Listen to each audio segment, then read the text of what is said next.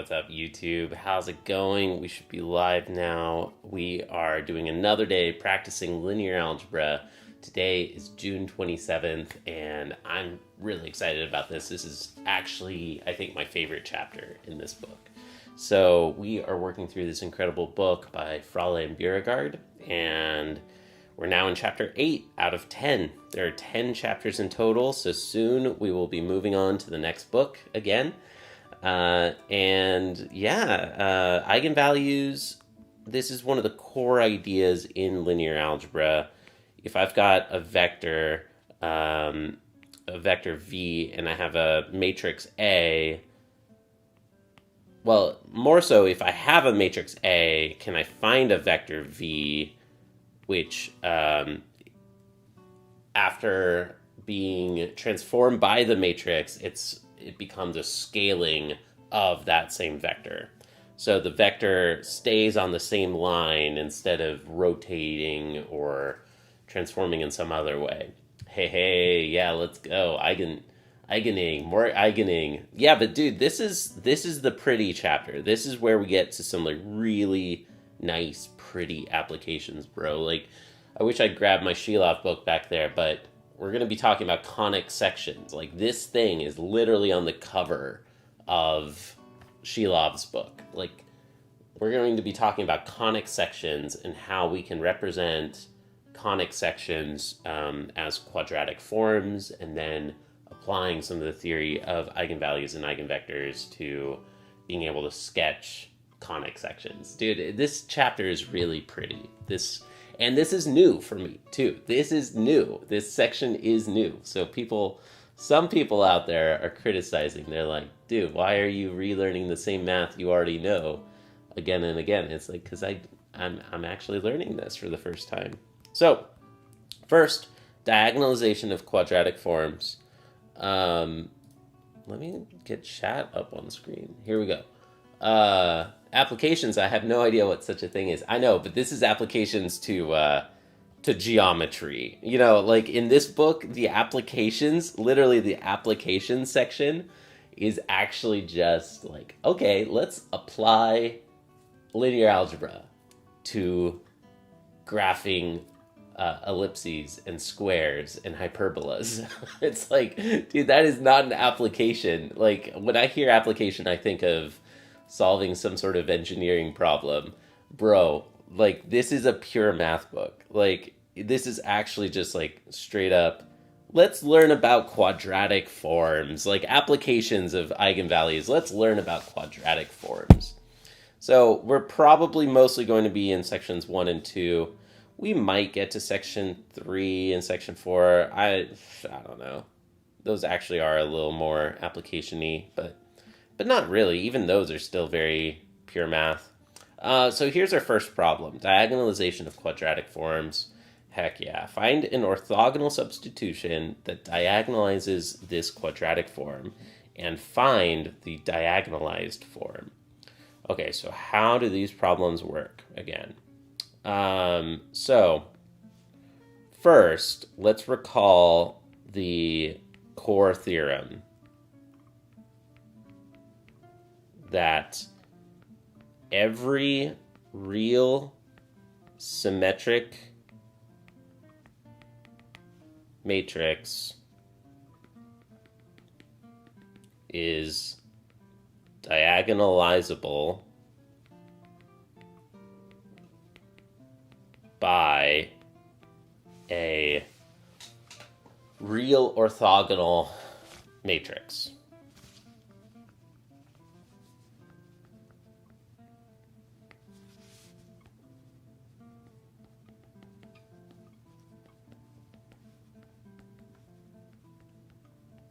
So we have a diagonalization that is always available if our matrix is symmetric. Every real symmetric matrix is diagonalizable by a real orthogonal matrix. So this is like our core theorem that we're going to be applying in this problem. So now in this theory of quadratic forms, quadratic forms are forms Q in n variables where every term, let's see, Aij, it's hard for me to write it exactly. Let's just write it in two variables because that's the first problem. And if it's just in two variables, I'm going to call it x and y. These are going to be forms where every term is degree 2. Every term is degree 2. So we have ax squared plus bxy plus cy squared. And then we can extend that to n variables, which I'm just going to write as a vector x, or I could do x1 to xn actually here, and then say that we can write this in this form with some matrix. There's always a way to write a quadratic form as in this shape, where A is a coefficient matrix. It's not unique though. For example, this form that we have, our form is ours. Yeah, like let's share this one. 3x squared plus 4xy, is it? We can write this at least two different ways. Ooh, x squared. Okay. There's two interesting ways that we can write it. We can keep it exactly as is. And then this would be the vector xy times the coefficient matrix 3, 4, 0, 0. This is the upper triangular form of the quadratic form.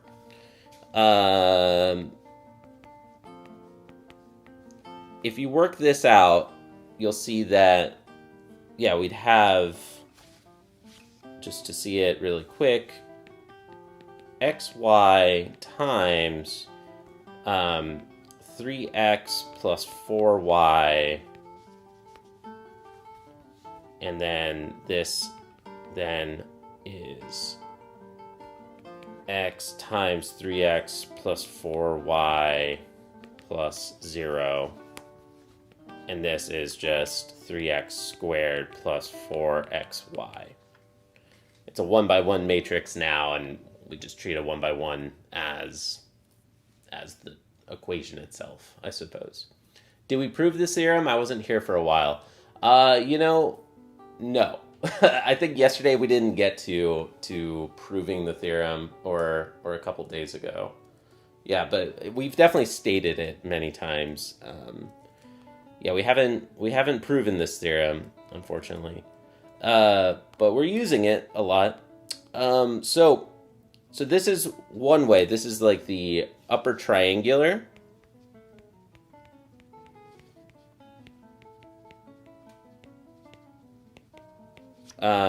Representation of that quadratic form, but a more useful one is the symmetric form. We note that this is also equal to 3x squared plus 2xy plus 2yx plus 0y squared. And this turns out to be x transpose 3, 2, 2, 0, x. Where x now is referring to a vector, to a pair. So now this thing, I'm going to label A, and it's a symmetric matrix.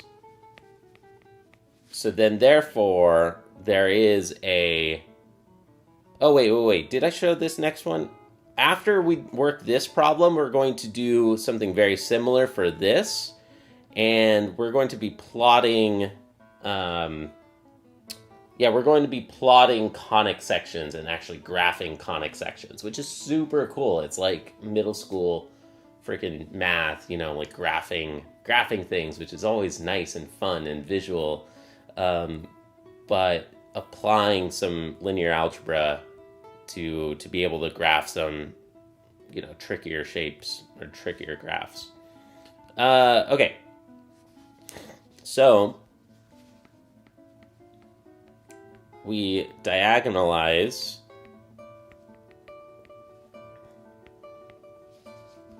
so then once we diagonalize A, we'd have D is C inverse AC, so that our quadratic form is X transpose AX.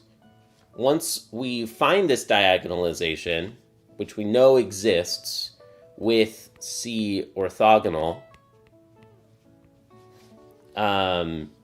once we have that diagonalization, then we can make a substitution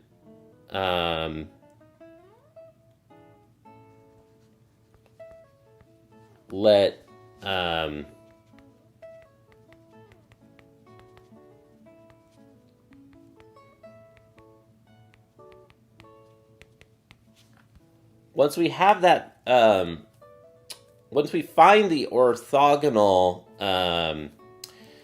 matrix C, then we can find a substitution X equals CT. I know that this exists. I mean, I can also write it as C equals C inverse X. So this thing exists. C being an orthogonal matrix, it is invertible. So I can make a substitution, in which case now we'd have CT transpose A CT. And then, using the property of the transpose of a product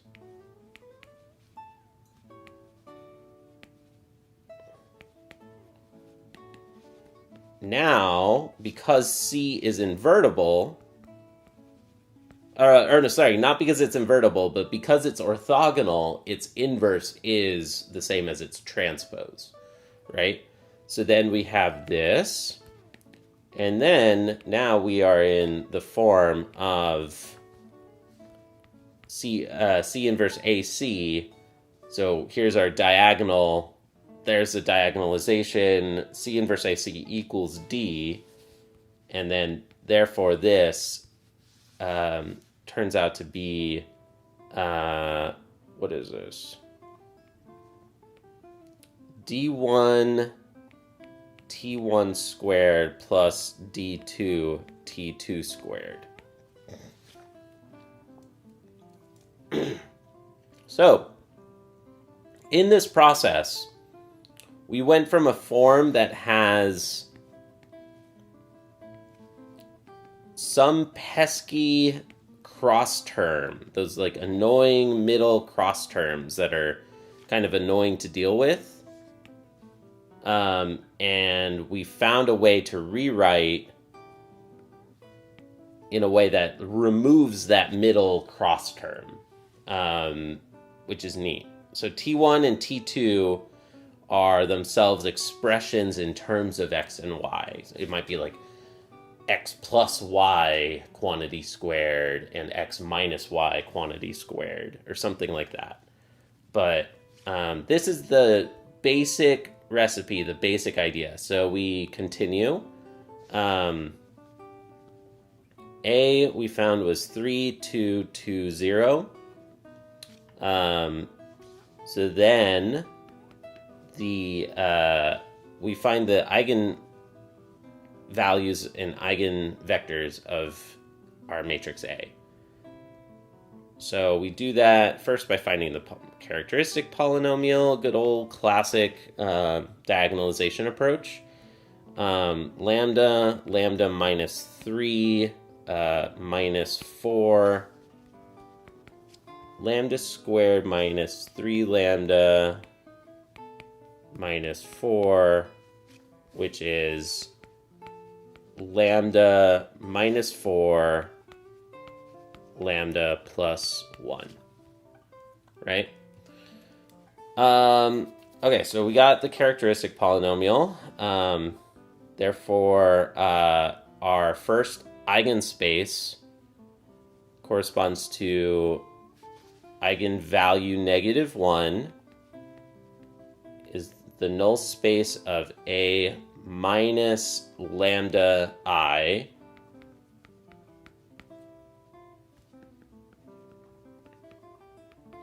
which is now the null space of 4, 2, 2, 0. Oh wait, 4, 2, 2, 1. Oops. I think I can see that that is going to be the span of the eigenvector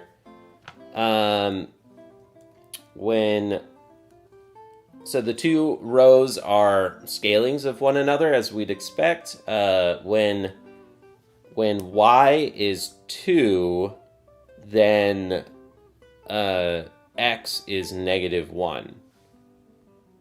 Or when y is 1, then x is -1/2.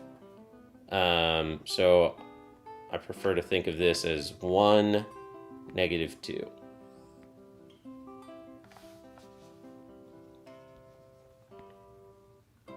Okay, so this is v lambda 1, and now our second eigenspace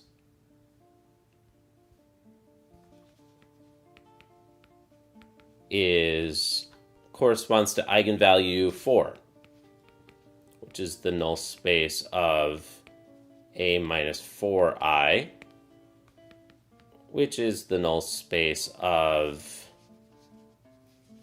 A minus 4I, -1, 2, 0, 0.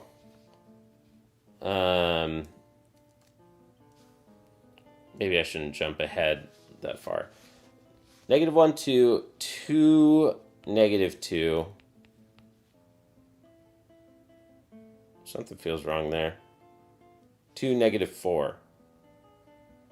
Yeah, 2, -4. There it is. This is the span of one eigenvector. When y is 1, then x is 2. So here we go.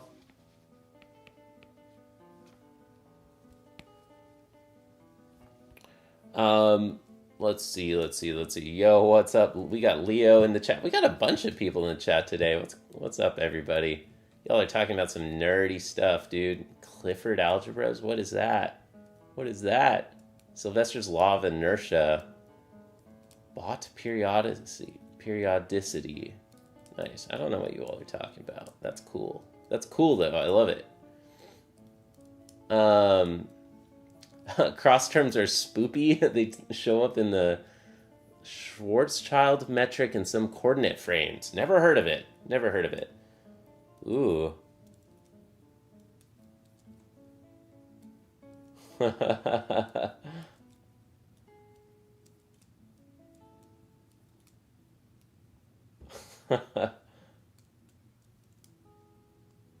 Yeah, that happened. What is yeah, that happened? What was the yeah, that happened moment? Did I make a mistake? Skibbity. Alright, well, it's great to see you all. Thank you. I'm gonna add a game to starting soon. What to add? Dude, you should add my Hawaii videos. Do you want all my Hawaii footage? You could have all of my Hawaii footage, man. I'd be honored. Recording a song right now. You could just have like little like Hawaii videos bouncing around for funsies. It has to become a game, though. Yeah, yeah, people do that. There's like games that people play on Twitch, especially with like little parachutes and people type in chat. Anyways, okay, so we're getting distracted. We found the two eigen spaces. So I like to write this out fully because I want to know that this was the first of two and that the eigenvalue is -1.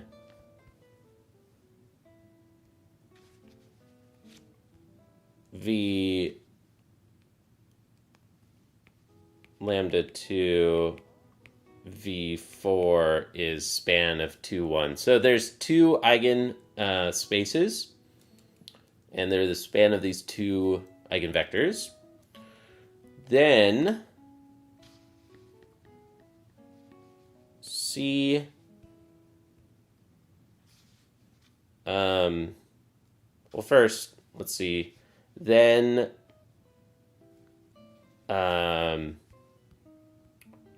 let's normalize those vectors. So the normalization of this eigenvector would be 1 over root 5 times the vector. 1 over root 5 times and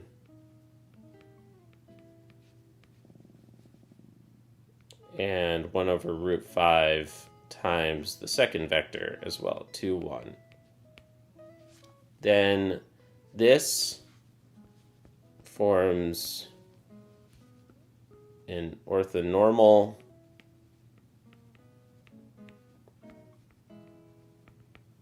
basis for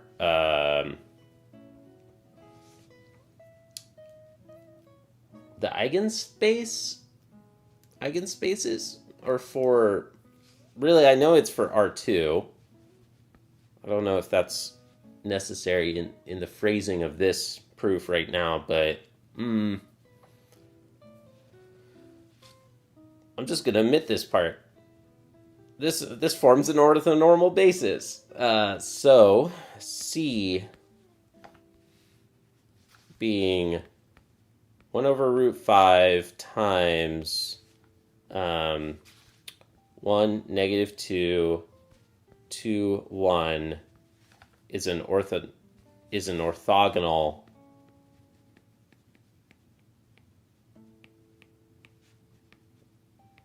matrix such that A is supposed to equal such that it diagonalizes the matrix A. So we could verify that, but I believe it.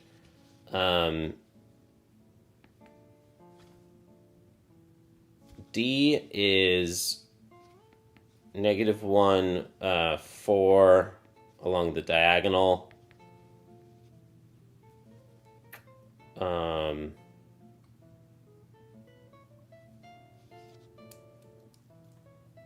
Yeah, the only thing I'm missing right now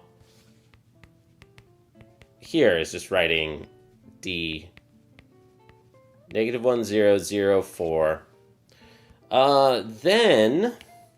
Then next, let's do our substitution.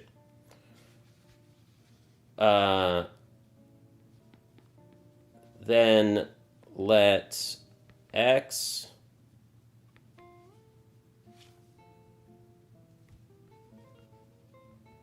xy equals c times t1, t2.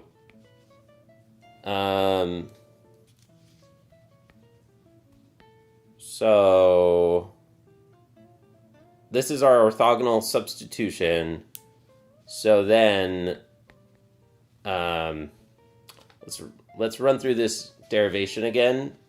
But our quadratic form is x transpose ax, which is then ct transpose a CT, which is T transpose C transpose A CT, T transpose C inverse A CT by orthogonality, because C transpose is equal to C inverse, T transpose DT, and now this is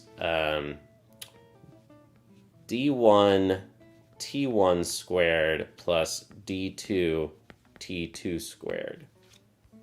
And D1 is -1, and D2 is 4.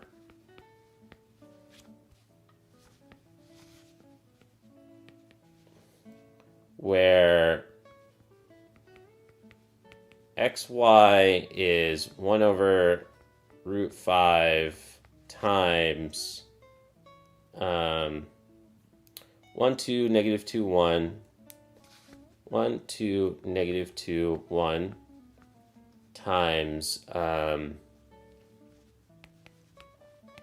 T2. This is our substitution. And I've always felt like a little uneasy. Like, I would prefer to see explicitly what the like, the book has always left these solutions like this, like saying that this is the final solution, or like that this is the diagonalized form of the quadratic form. And that's true, but I kind of want to see it also, that it truly does match our original form, 3x squared plus 4xy. So what we could do is say that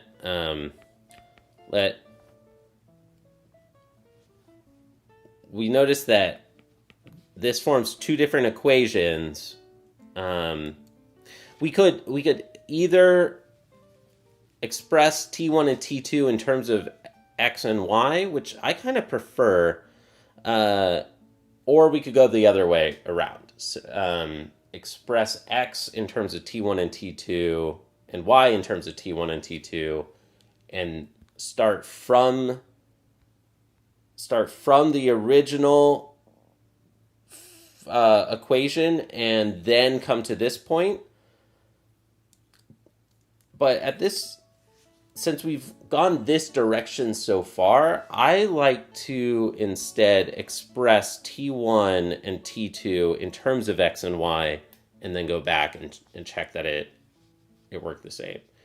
So this is an equation: x equals CT, then T is C inverse X, which is, because C is an orthogonal matrix, just C transpose X.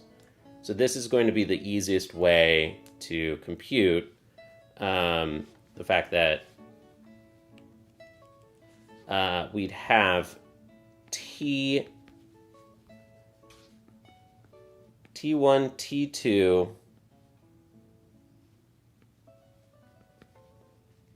equals C transpose times the vector, the xy vector. C transpose is we can keep that factored out, and then take the transpose of this matrix, 1, 2, -2, 1, times xy. Then T1 is 1 over root 5 times x minus 2y, and T2 is 1 over root 5 times 2x plus y.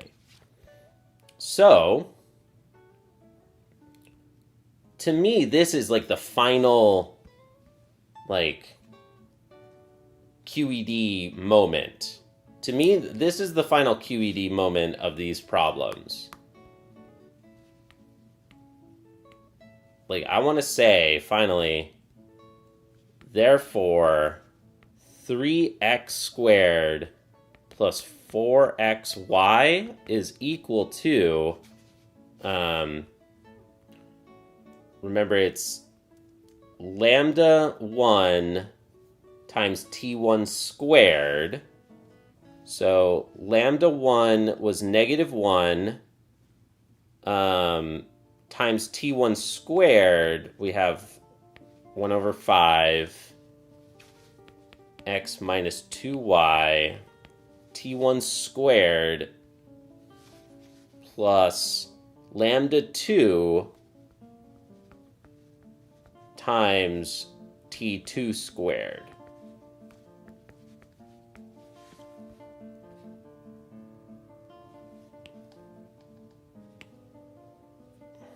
Let's rearrange, move some things around. Oops. To me, this is like the final, voila, we are done, beautiful moment. And it's just kind of neat. Now we have T1 and T2. We have these two independent terms that are squares, and we don't have this pesky cross term in the middle. And then in the next section, we will work a problem where we can graph these, and we see, how we can graph them. I mean, I suppose I could just try to graph this. I don't know. Finally, it has been diagonalized. I used to live in the CT, in the city. Yeah. Maybe I should do a Math Monday on quadratic forms. You should. I would love to learn more, because I've just barely been introduced to them here, and I know that there's a lot of beautiful math around quadratic forms.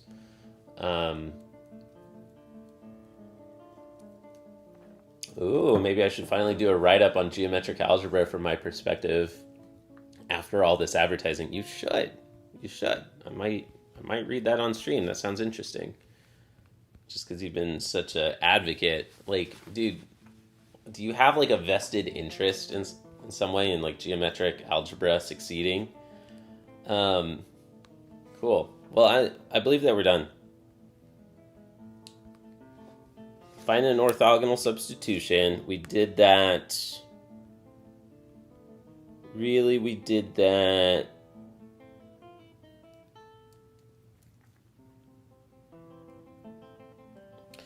We really did that kind of here. Or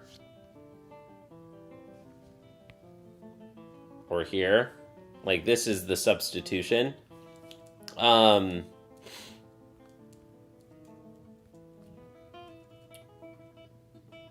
And find the diagonalized form.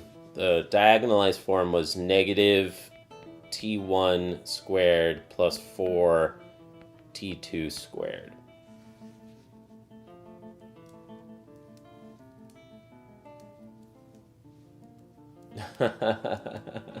Locke's entire net worth is all locked up in big GA stock. Yeah. Maybe not a lot in absolute value, but yes, all of it. Okay, I feel you. All right, applications to geometry. Now we're going to do one of these and graph it. This stuff is super cool to me. 8.2, 8.1, let's cross out this problem. We did it. So now we have a quadratic form in two variables that equals a number. How do we do these? So, I mean, well, this looks pretty clearly like x plus y quantity squared equals 4.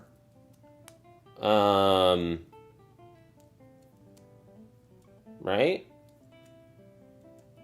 I mean, I can just like see, this one is not too tricky to see the diagonalization like pretty much immediately, right? Is that really it? X squared plus 2xy plus y squared equals 4. So isn't this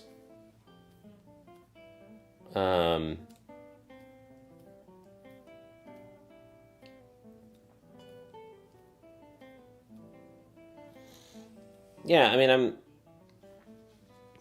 let's see. What do we do on these again?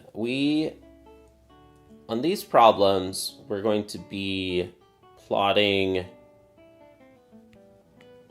an ellipse, a parabola,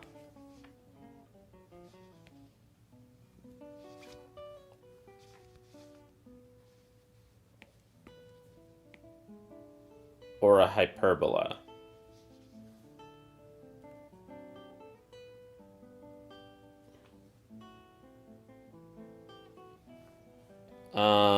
Ellipses are in the form... I'm going to get this wrong, so don't write this down. Don't take notes on this. I'm going to get this wrong.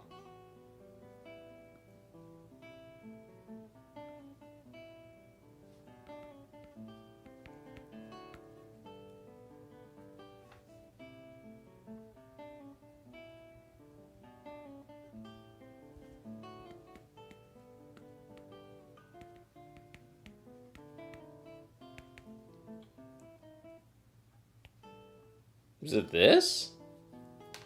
It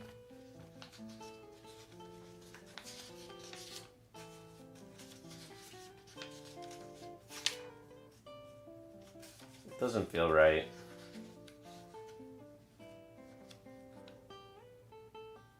Okay, x squared over a squared plus y squared over b squared equals 1, where this point is A, and this point is B. So I was close. So we're close to the format of a frickin' ellipse.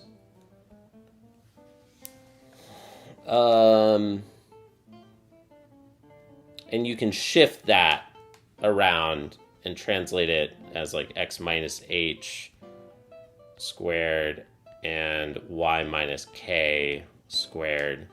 You can translate this standard position equation.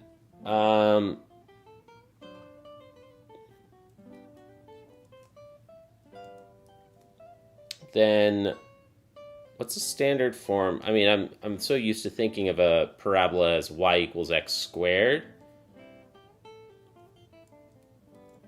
But is the right way to write these in like a standard form something more like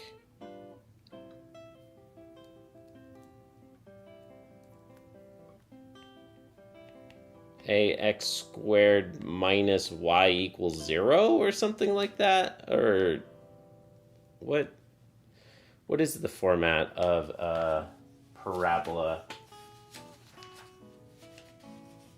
Okay, yeah. X squared equals ay would be in a parabola that's pointing up. Alternatively, a parabola that's opening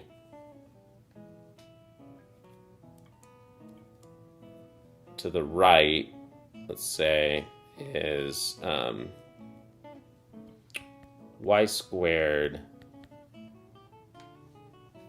equal ax. Then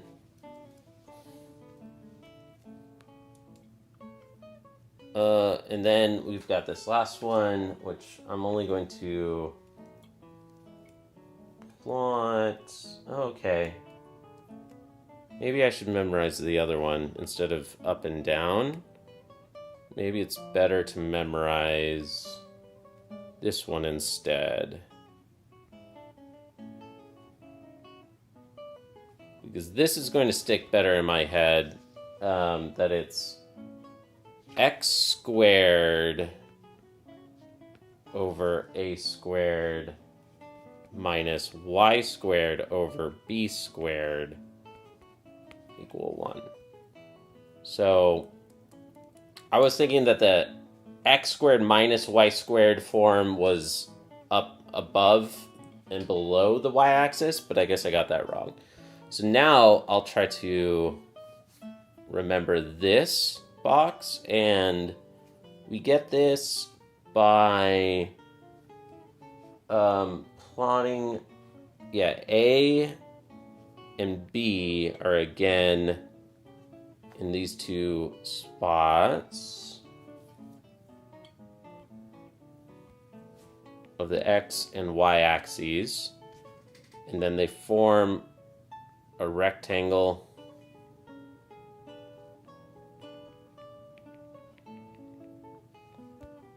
and with that rectangle they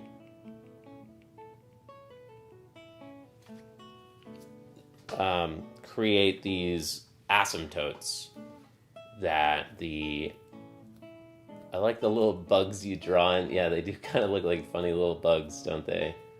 All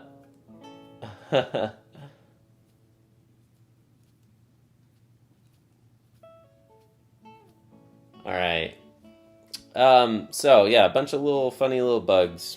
Okay, so these are the conic sections that we can represent as quadratic forms, because each of these conic sections, the parabola, I guess, isn't exactly a conic section, or like it's not directly a quadratic form. I'm not sure how that exactly works, but in this one, we've gotten x squared and y squared terms. In this one, we have x squared and y squared terms. All of these you can see as literally taking a plane and slicing through a double cone, like the hourglass. If you slice vertically in a way that hits both of the sides of the double cone, then you get a hyperbola. Like, you imagine the area that it intersects is around both of those cones. That'll create a hyperbola. I guess right now the way I'm doing it would be if we slice, one more like this.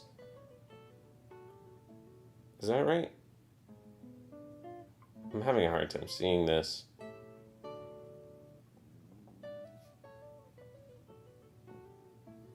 Well, it would be this way and then rotated. Would it be this way?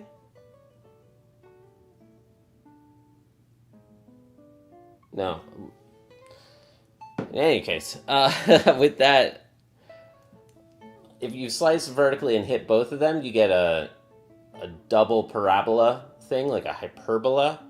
If you slice in one way that hits one of the two cones but not the other, then you get a parabola. If it slices in a way that at a sufficient angle, it will create like a parabola that stretches around the thing. And if you slice more horizontally in a way that the angle stays within the cone the whole time, then you're going to get ellipses. Like, if you slice just perfectly horizontal, you would get a circle around the cone. And then there's some like degenerate cases, like if you slice directly in the middle of the cone or something, you get like a single point, which is like a degenerate hyperbola, and some other really neat things. Um, Damn, he just conjured up a real life cone. I know, just classic magic. JC summoning objects. I know.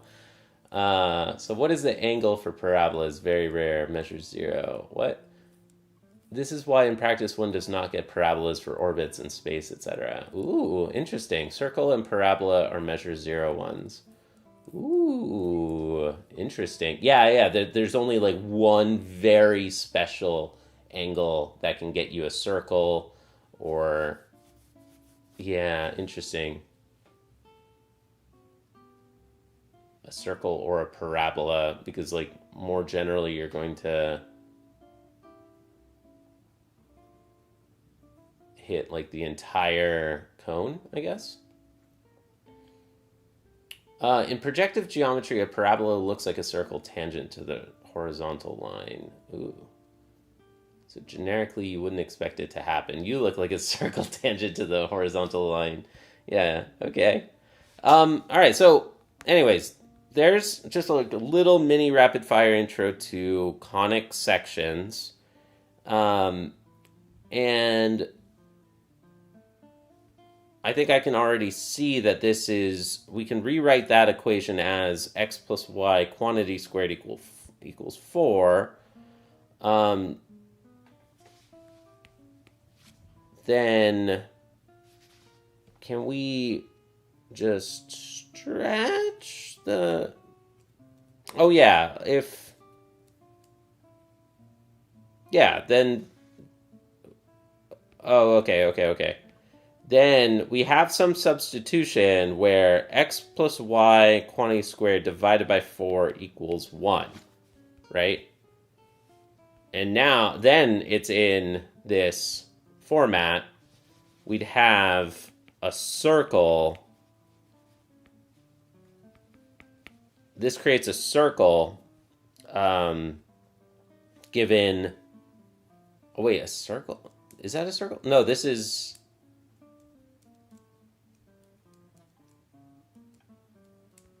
What the hell do we get here, dude? What do we get?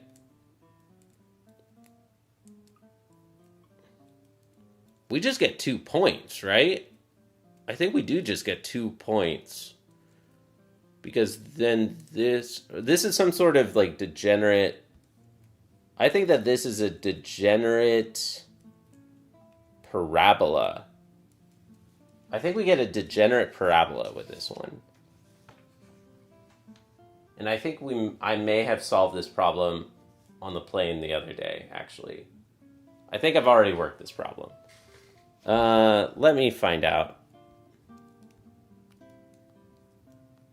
Applications to geometry. Yeah, I did this problem. on the plane because I'm a nerd. Maybe we should just practice it again. But I ended up... Yeah, we end up getting... Yeah, okay. Well, spoilers, I suppose. I did this problem a couple of times. I think once on the plane and then did it again on stream. And we end up getting this. Let's work it again. Let's figure it out. Let's freaking do it again. Because I think it's a nice one. And I'm already forgetting how these go. So x squared plus 2xy plus y squared equals 4. Then this is now in the form of like a quadratic form that equals the number 4. So yeah, I mean, can't I just quickly see, just noting that this is easy to find that diagonalization, that it's x plus y quantity squared equal to 4.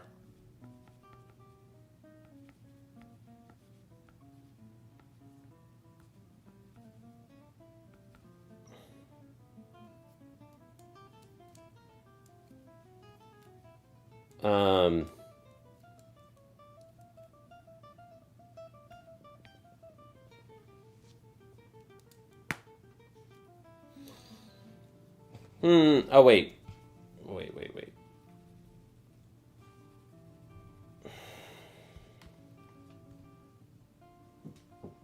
We want...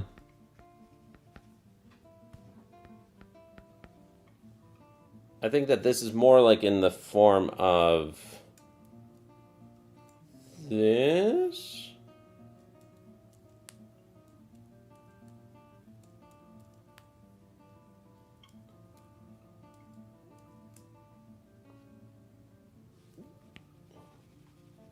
No, from this line, then we know x plus y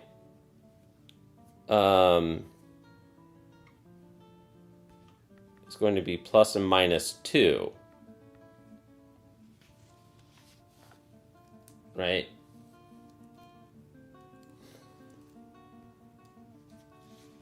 And then y, yeah, we just plot two different lines. Y equals negative x plus 2, and y equal negative x minus 2. Interesting. I mean, this is a much quicker solution, if I got it correct. I mean, now that I have a better intuition on what the goal is that we're doing, like, the idea is to find a diagonalization which takes a term like this on the left and turn it into something squared. Now I have a much quicker solution, I think, to the same exact problem. And it's much more direct.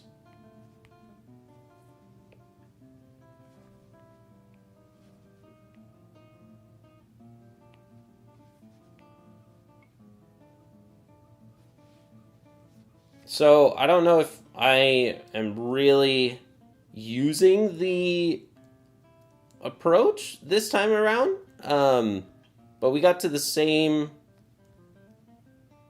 solution, I believe. Yeah, we get to the same solution as what I had before. It's just I did a lot more linear algebra last time.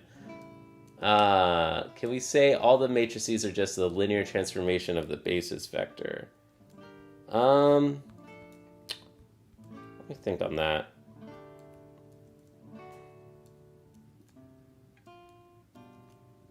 On this one, I think I got it wrong. What happened here?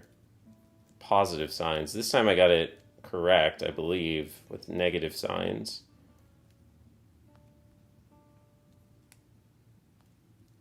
Yeah, I don't know, man. I don't know.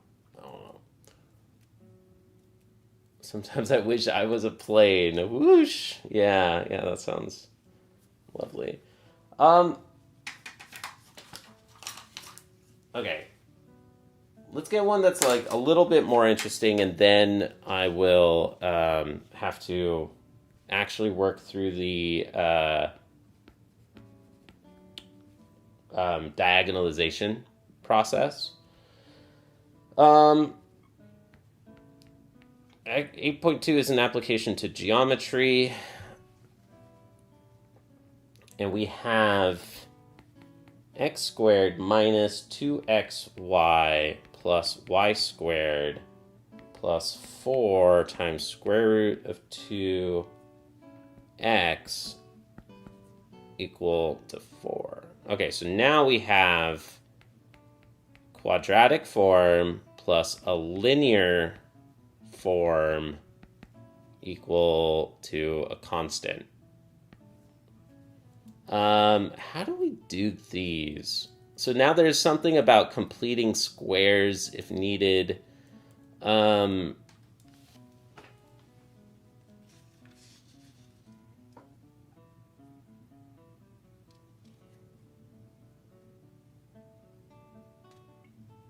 So let's try to go through the process. Q is X transpose A X, where A I can see is 1, -1, -1, +1.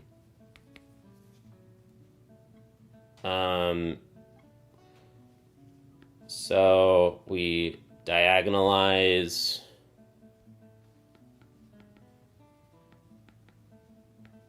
our matrix A.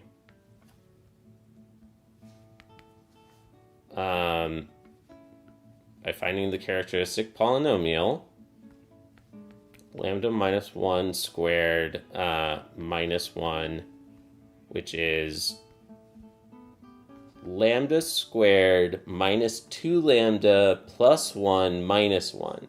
So lambda squared minus 2 lambda plus 1 minus 1. And now this is lambda minus 2. So our first eigenspace corresponding to lambda equals 0 is the null space of matrix A, which is the span of the eigenvector 1, 1. Our second eigenspace corresponding to lambda to the eigenvalue 2 is the null space of A minus 2I, which is the span of so if I subtract 2 along the main diagonal, then I have x plus y equals 0.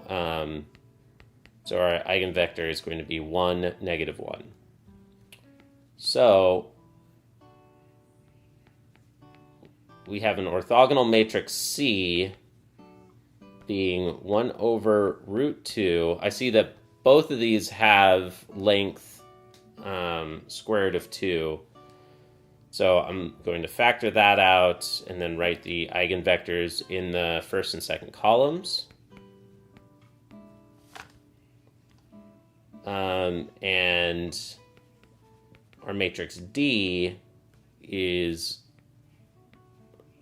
this, with lambda 1, 0, lambda 2, 2. So X is CT, therefore,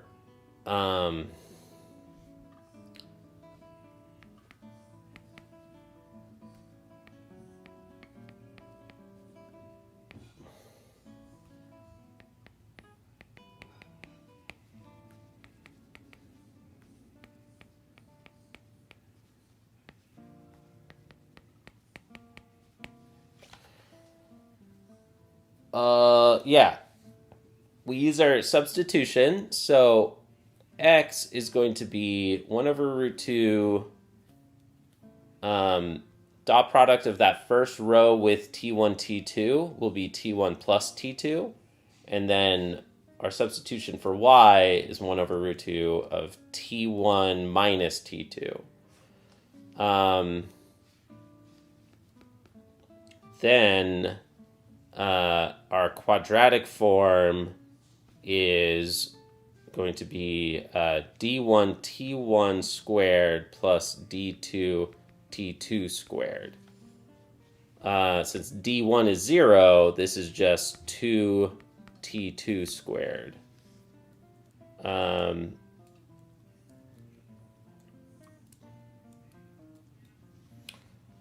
And our what's it called?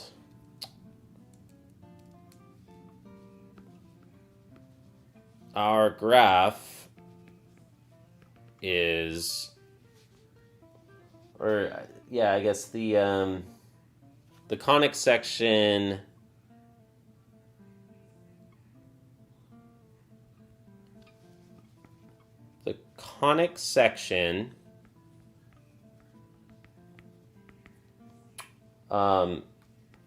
x squared minus 2xy plus y squared plus 4 root 2x equal 4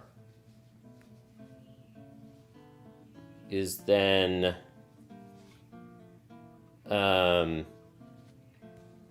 2t squared, 2t2 squared replaces all of this part,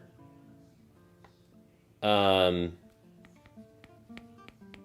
we still have 4 root 2 times x, and x, we have this substitution of 1 over root 2 times t1 plus t2.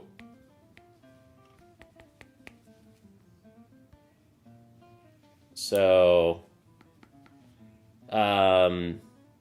what can we do here? I see the root 2 and root 2 cancel, and then everything is divisible by 2. So we have t2 squared plus 2 times t1 plus t2 equals 2.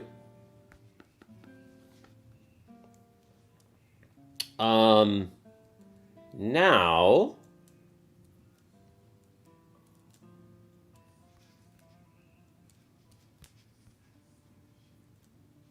what do we do next? Where do we go from here?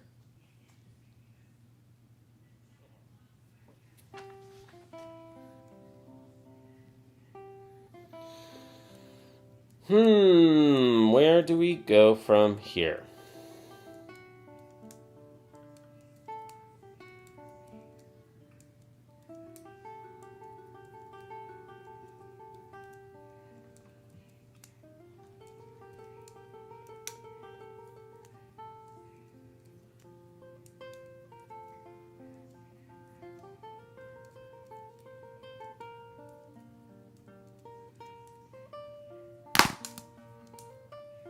Where do we go from here?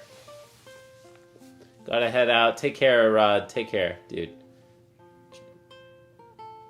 Yeah, Rod is your ride. Alright. Say hi to Kay if he's streaming for me. If that's the case, say hi for me. I think I already missed y'all.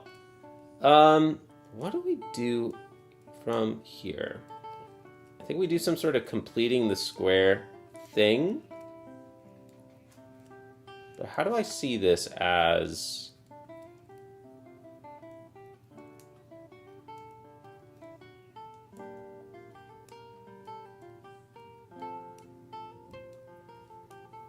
This is an equation that's like y squared, I need to see it in y's and x's, plus 2x plus 2y equals 2, right?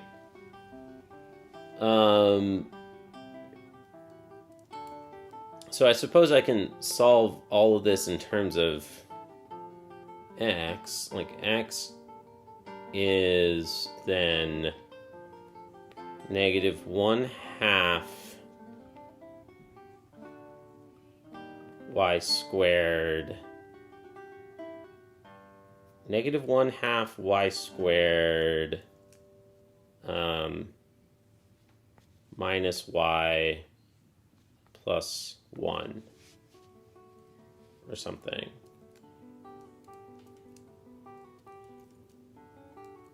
Then from here,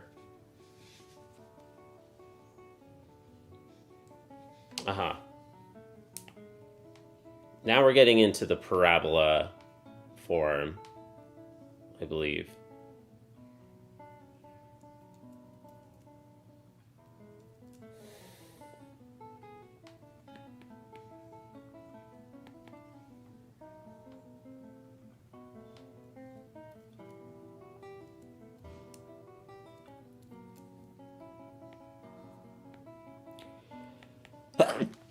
Excuse me.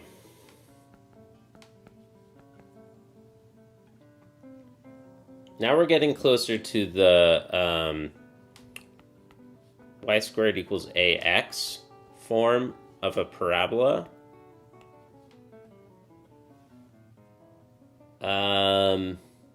We just need to complete the square on the left.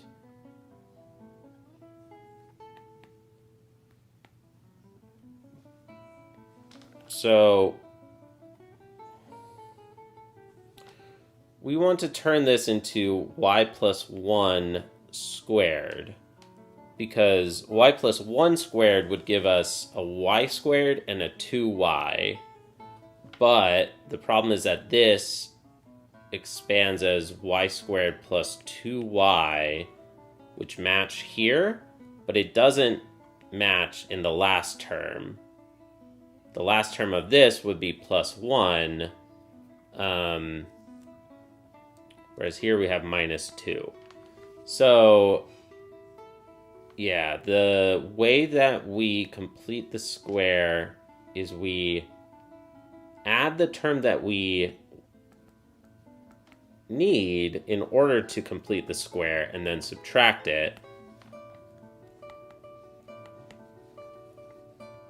Now, this part correctly factors as y plus 1 quantity squared, and then what's left is y plus 1 quantity squared minus 3 equal to negative 2x. Now, this is in, I think, the format that we can plot, question mark?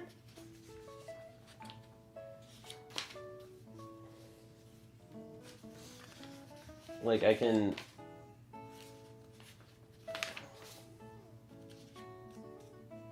Pretty sure that we can plot this one directly now.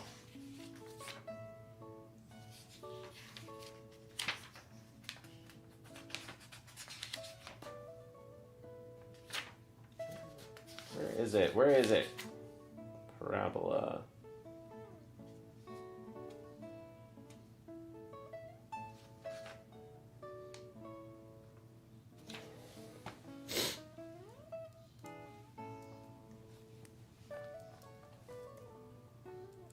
Okay, so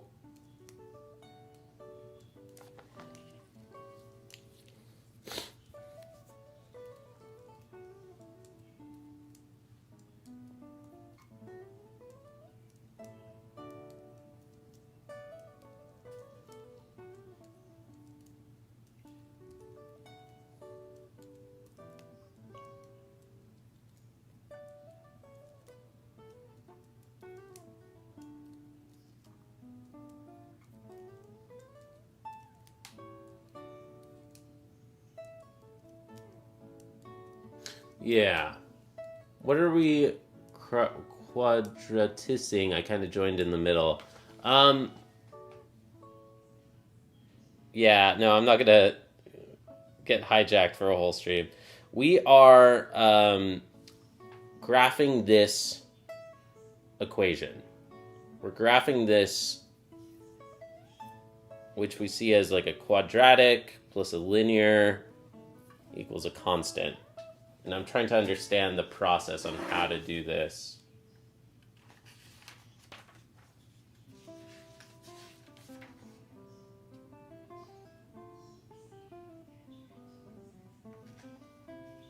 So I found the coefficient matrix. I found the coefficient matrix for the quadratic portion, which is this. So I found like a diagonal substitution.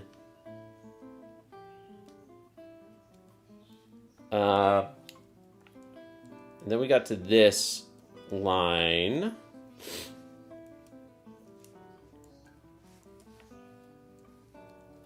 And I'm trying to figure out how we move on from here. This is kind of some scratch work where I'm trying to see what the next steps were going to be in X's and Y's. Oh wow, it's conics time. Yeah, man. Yeah, we're doing conics today. So we have T2 squared plus 2T2 minus 2 equals negative 2 t1. If I rearrange that equation, then t2 squared, oh wait, we want t2 plus 1 quantity squared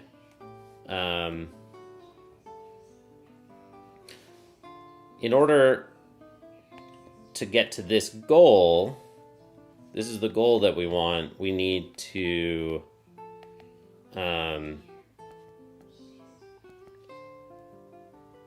add 2 and then subtract 2.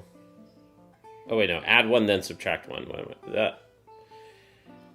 Add 1 and then subtract 1.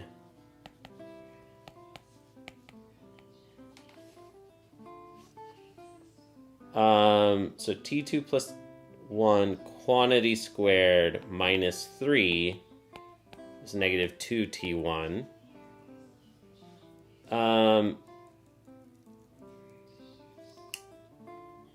And now I think that we can plot this.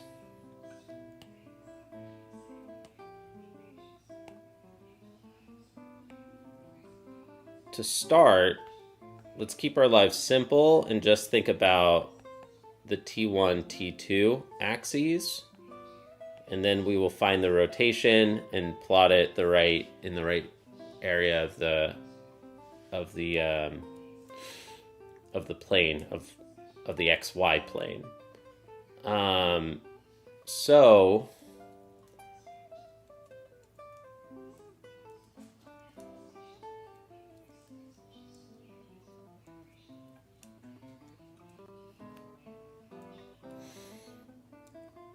I'm not great at plotting parabolas in the format of like x squared equals ay.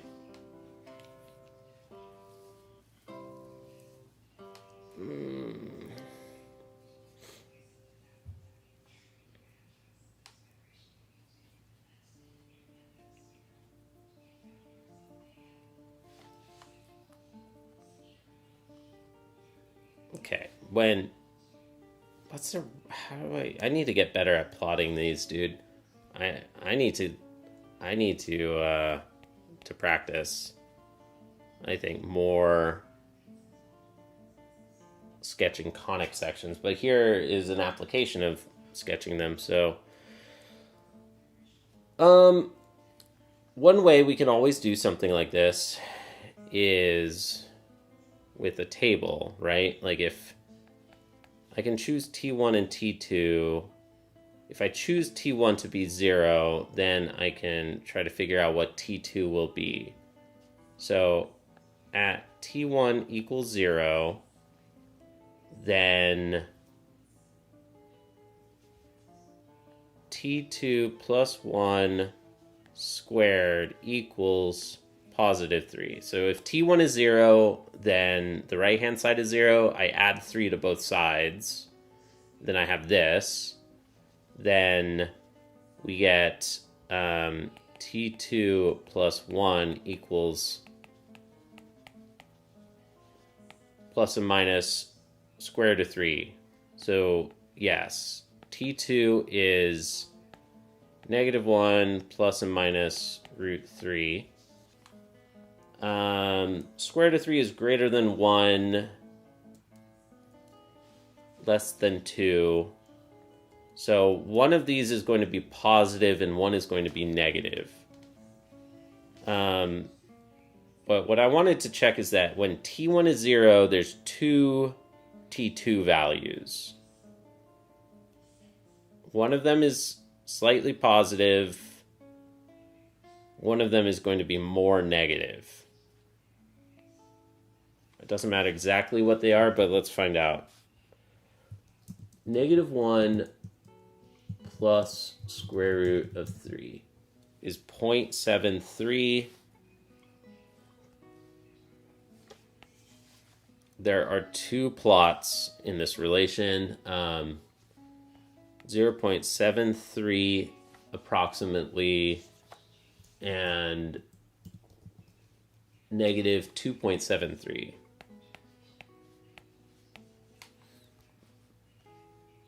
Okay, so maybe this blue dot is shifted even more.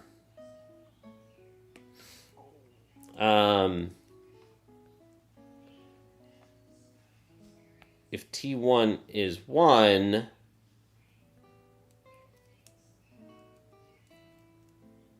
let's see.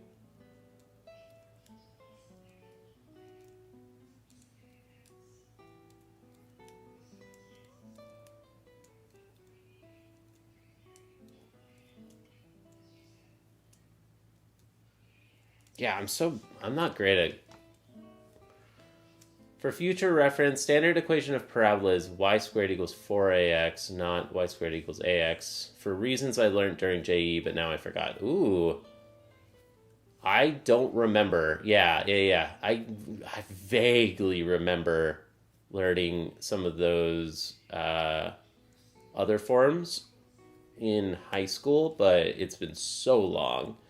The lattice rectum. Okay. Yeah.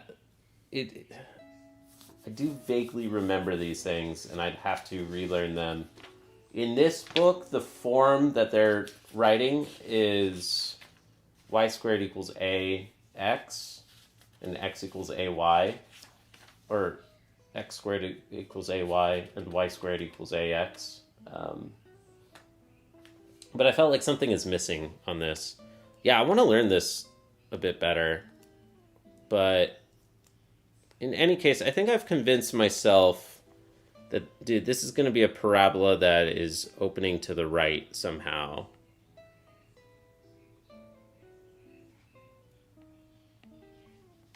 I think... Oh, wait, no, it should be opening to the left because the sign of this is negative. So...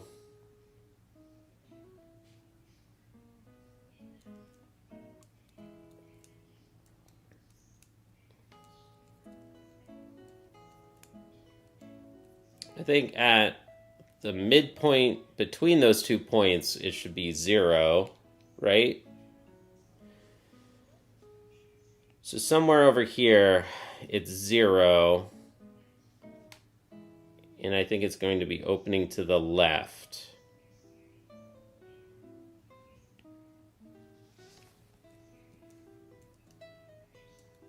I'll have to figure this out a bit better. But that's like step 1. And then step 2 is, can we find the rotation that T1, T2 corresponds to?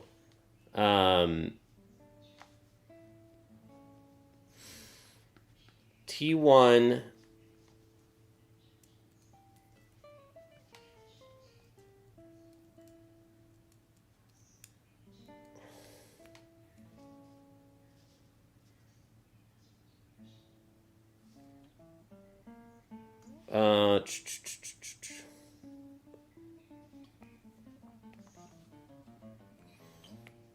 I've done this badly in the past, so I want to like see if I can get it sharper this time around. So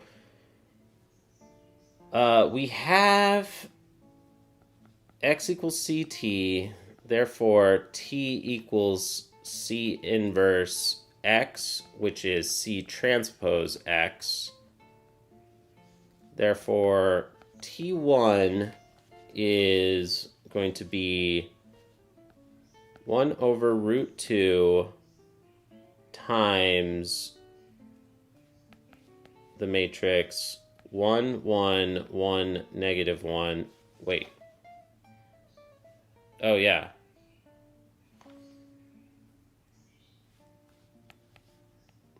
I guess it's symmetric itself. But it doesn't always have to be, right?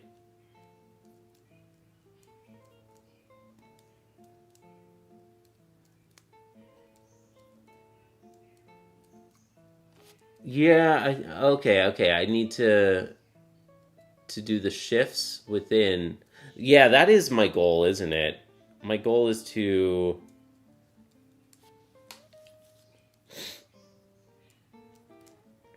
Uh-huh. I see. I see. That would make everything better, right? Like if I write this as a shift here and then here I can factor out a -2. So if I factor out a -2, then I'd have t1 plus well, I want minus 3/2. There we go. That's what I was missing, I think. So then now I know that we shift one thing by -3/2. We shift. Yeah, I think that we shift the T1 axis up or down by...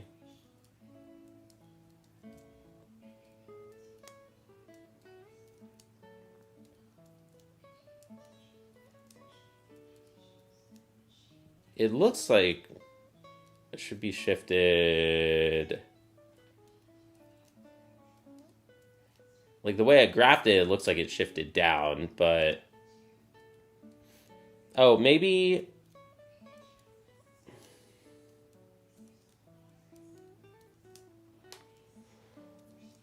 Oh, I don't know, man. But yeah, this... Here we have a translation on the T2 axis, 1 unit down. Okay, and that's... The T2 axis is 1 unit down, and then this one is shifted 1 unit to the right. Yeah. Okay. Or 3/2 units to the right. Okay, that looks right now. Yes.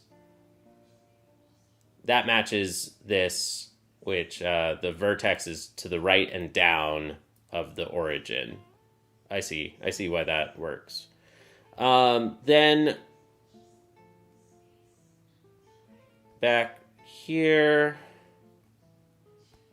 I found C transpose and then X.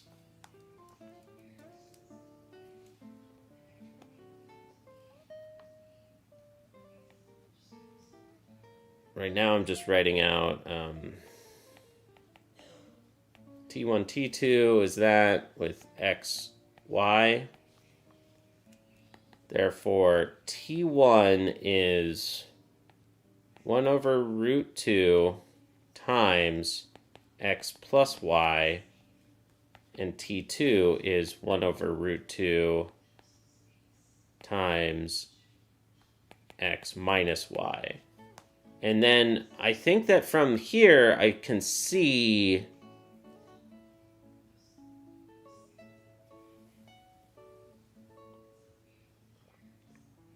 the line spanned by the by X plus Y. This is the line spanned by eigenvector 1, 1, right? So in the X, let's try our best to be careful about this. So now in the XY plane,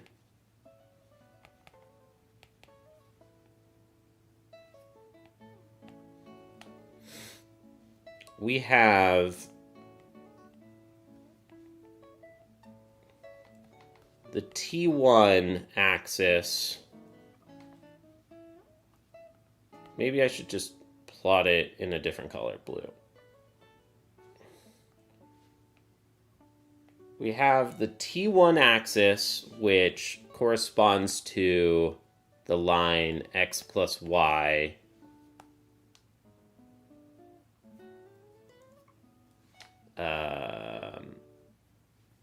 Or really...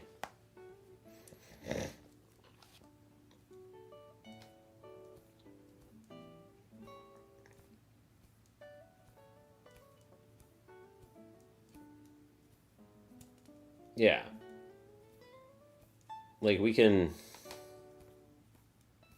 this corresponds to that eigenvector 1, 1. The vector 1, 1, and then this corresponds to the vector eigenvector 1, negative 1. So then the 1 comma negative 1 eigenvector is T2. This T2 axis. Then we plot this freaking crazy parabola here. And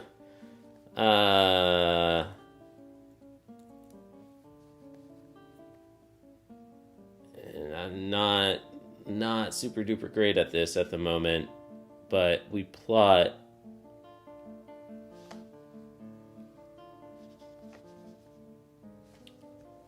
T2 plus 1 quantity squared equals negative 2 times T1 minus 3/2. We want to plot that. So, yeah, it's a shift 1 unit down from the origin, 1 unit down, and then 3/2 units to the right. So the vertex is right here.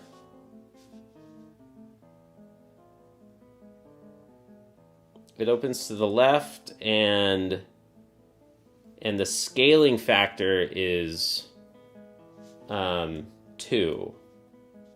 So for every 1 unit, like if I step forward 1 unit, we go up by 2 and down by 2.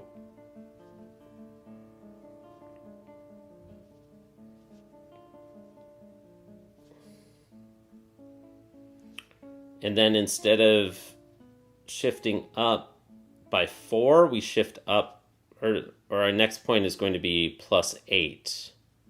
1, 2, 3, 4, 5, 6, 7, 8.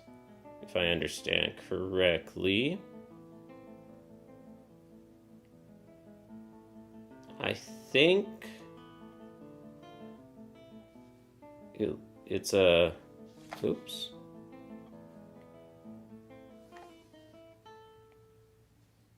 One, 2, 3, 4, 5, 6, 7, 8.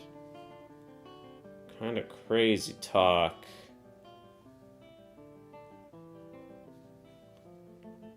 I think that it's crazy looking parabola that looks like this.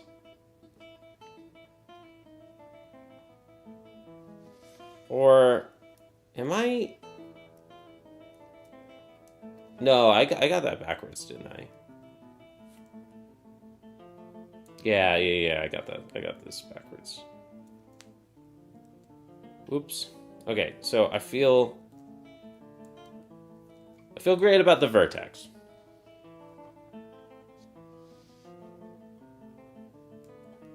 But it's the distance away from the vertex that's being doubled.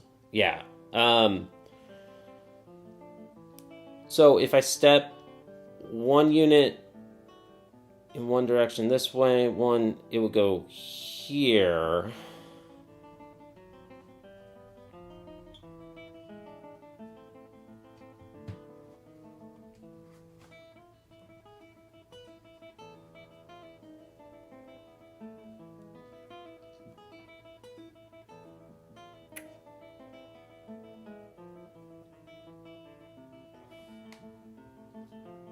And here.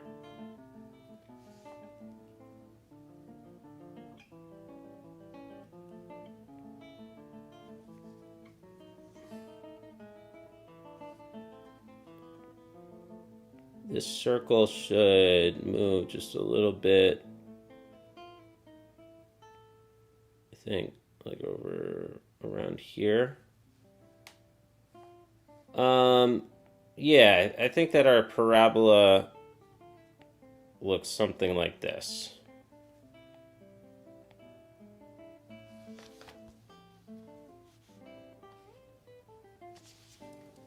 I'm gonna plot this. This got to be the most interesting way to draw a conic. There probably is a better way, I don't know.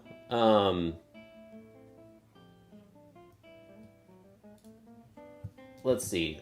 Wolfram alpha, and then I'll be done. We're almost done.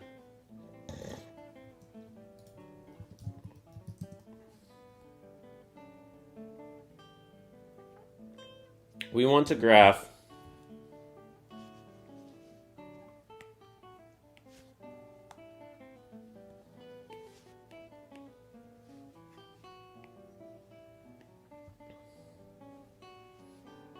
Can I convert? No.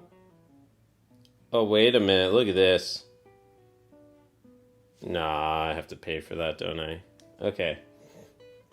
Group, mirror. I can't change the color. Bro, I wish I could change the color. Oh, style. Yeah, dude. Look at that. Fancy. Let's go from our original in some other color. Oh, that's terrible.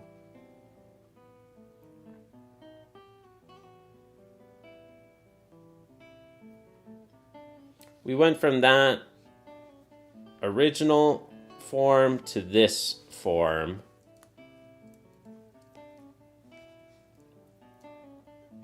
With a substitution.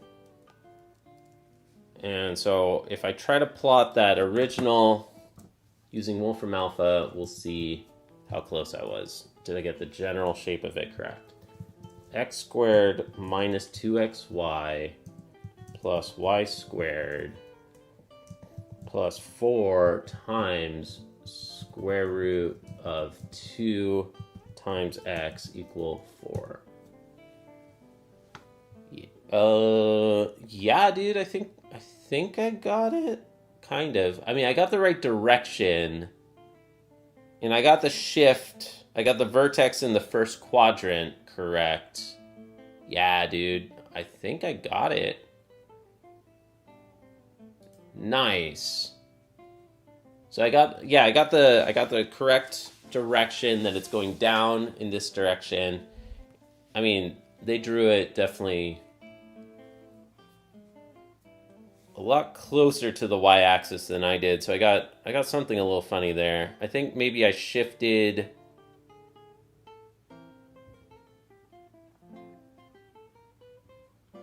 to the wrong side of the T1 line. I think that this whole thing was supposed to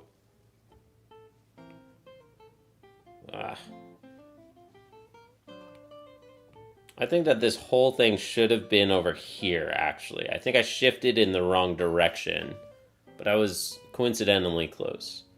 Let's see. Where did I get that shift from? I was shifting T1. Oh, yeah, T1 should go shifted up 1.5.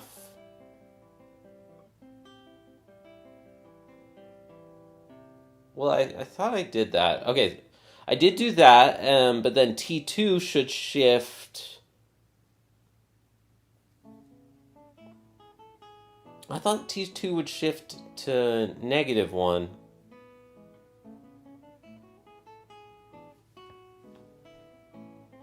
Yeah, I don't know. Something's a little funny.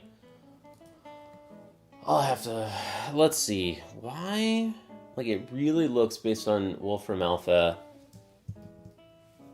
like I shifted the wrong direction. Is this exercise in the back of the book? It is not. Dang it.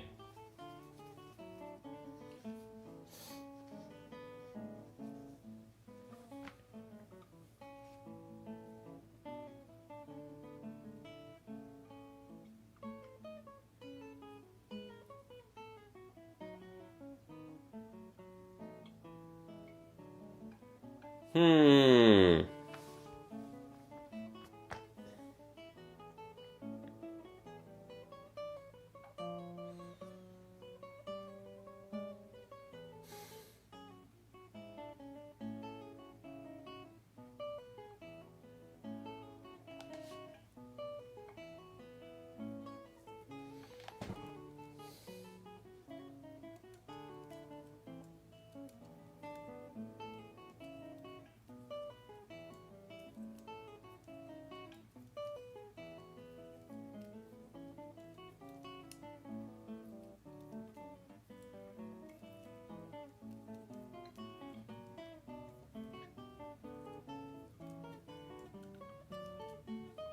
Oh, this might be a thing where my substitution has T2.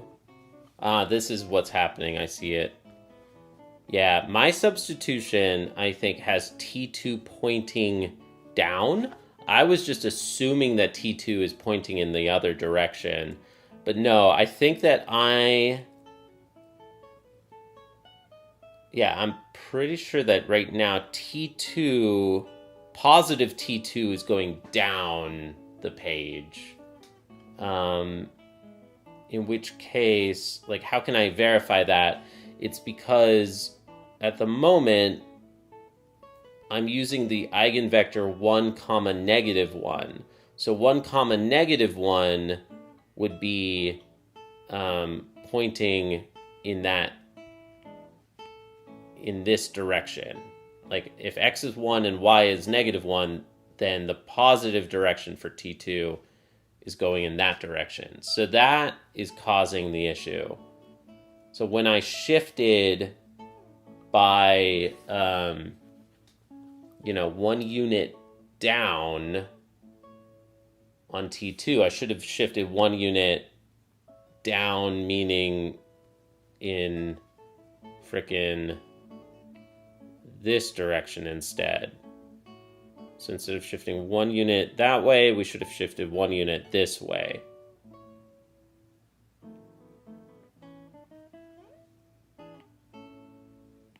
Crazy.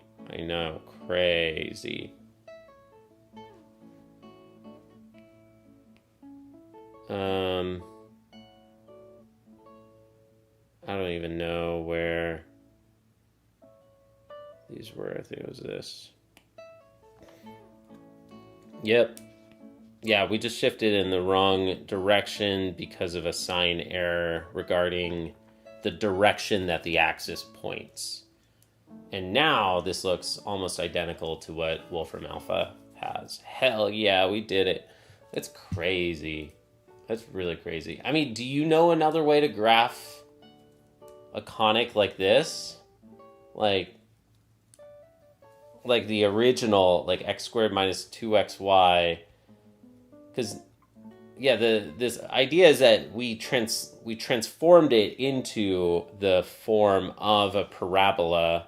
Now this is in the form of,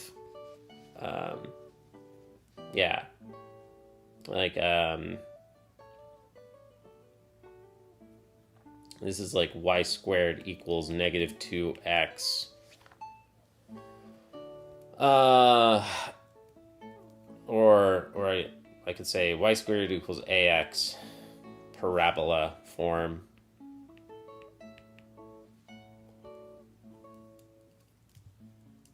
I don't know. I think that this is a really neat problem. Like, I really enjoy these problems.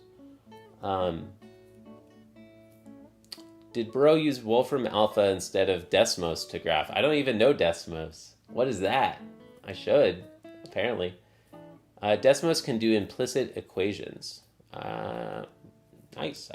I'll have to try it out. To do. Check out Desmos. Bro, thank you.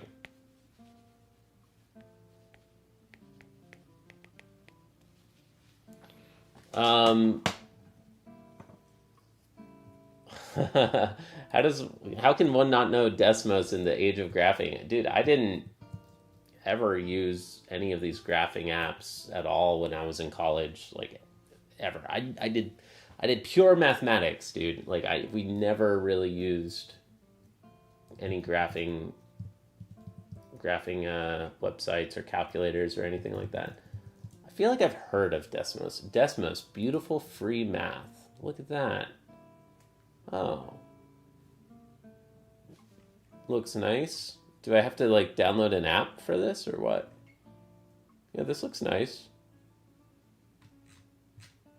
Okay, I'll check that out. You've never used Desmos? Yeah, I've never heard of it. How long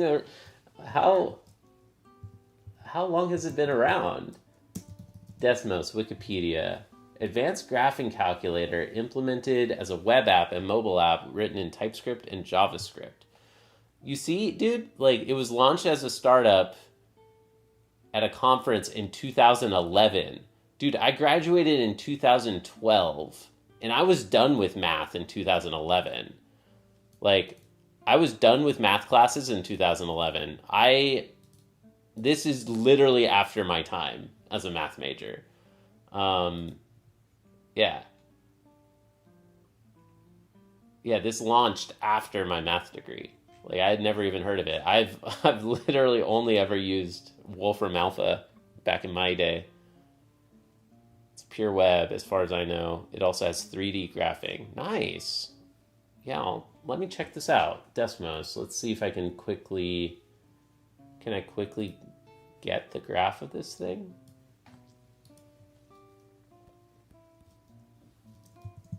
X squared minus 2xy plus y squared plus 4 times square root of 2 times x equals 4. Beautiful. Look at that, man. Look at that. That is exactly what we just plotted. Dude, yeah, this is a nice graphing calculator. It's very snappy. Man, that's really nice. Can I quickly get this on screen? Yeah, it's beautiful. Let's see, if I do this, I hope I don't show anything I shouldn't show. Should be fine. Yeah, so you all see right over here, dude, this is nice. Desmos, look at this thing. This is neat. So here is what we just plotted. Let's just full screen this thing. So this is what we just plotted, but if I take away this term, then we get the equations that we solved earlier. We found this degenerate parabola, but now here's this non-degenerate, here's this non-degenerate parabola. Nice. That's really nice. And that looks pretty dang close to what I found. I just shifted it in the wrong direction earlier. How do I get back to my iPad? Look at that. 2D one is a Desmos calculator. You can zoom in almost infinitely. Yeah, it seems really pretty, really nice. I like it. Big fan already. Thanks, y'all. I had, I enjoyed this a lot. I had a lot of fun. Thank you for watching, and take care. Please do like and subscribe and share with folks if you know anybody else who might like something as nerdy as a pure mathematics practice channel. Thanks for watching. I'm going to go ahead and call it a day. We've been going for almost 2 hours, so I think that's pretty solid. Yeah, thanks for watching. Bye, chat. Bye, chat.